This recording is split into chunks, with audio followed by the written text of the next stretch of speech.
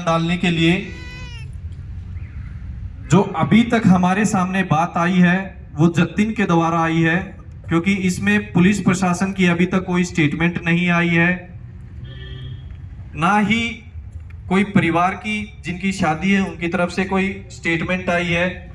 जो आज तक मीडिया में प्रशासन को या जनता को पता है वो जतिन के माध्यम से, जो रोहित के साथ वहां पर मौजूद था, उसने पूरी घटना बताई है। उसने बताया कि हम शादी में थे, बारात पक्ष के लोग जब वहां पर पहुंचे तो जब गेट के अंदर एंट्री कर रहे थे,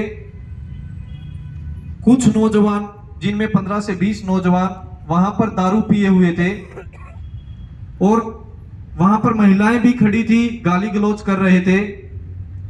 इसी बात को लेकर रोहित को थोड़ी ठेस पहुंची कि भाई यहां माताएं बहनें भी खड़ी हैं, सबके बीच में ऐसी भाषा का उपयोग करना उचित नहीं है। तो उसने वहां पर उन साथियों को कहा कि भाई आप खाना खा लो, यहां पर खड़े मत हो, यहां पर महिलाएं भी खड़ी हैं, गाली गलौज ना करो।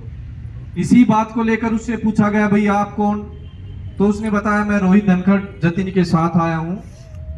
तो इसी बात से उन्होंने खुंदस खा के वहां पर पहले उनकी थोड़ी सी कहा सुनी हुई, वहां पर मौजूद जितने भी लोग थे उन्होंने उसको सलाह कराया। उसके बाद वो खाना खाने चले गए।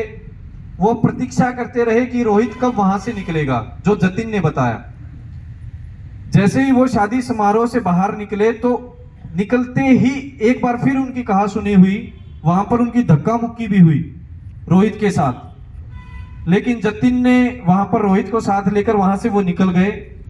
कुछ ही दूर पर रेलवे फाटक थी। रेलवे फाटक के पास पहुंचकर जैसे ही फाटक लगी मिली तो पीछे से 2 गाड़ियां आ रही थी और उन्होंने अपने कुछ साथियों के पास भी फोन किए।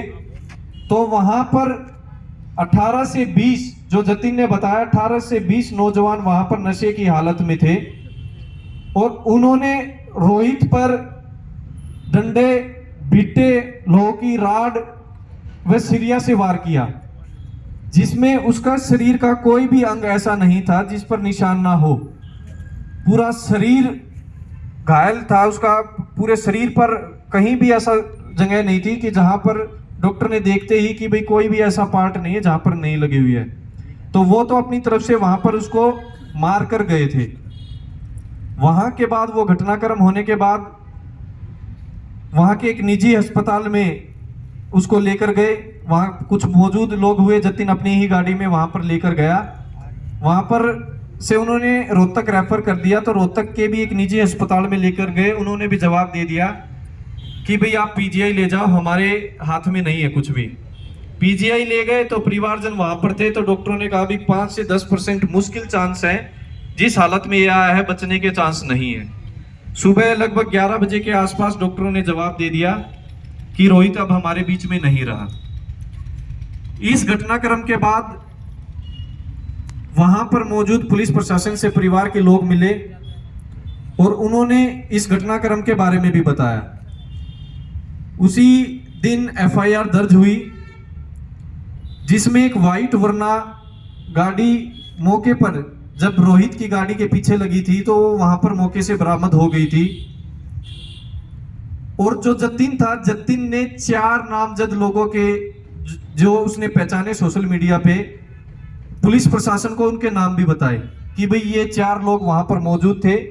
इनके साथ अन्य 20 लोग, 18 से 20 लोग और थे। इस स्थिति में लेकर एफआईआर नंबर 609 भिवानी के सदर थाना में दर्ज हुई, जिसमें विभिन्न धाराओं के तहत मुकदमा दर्ज किया गया। घटना के बाद परिवार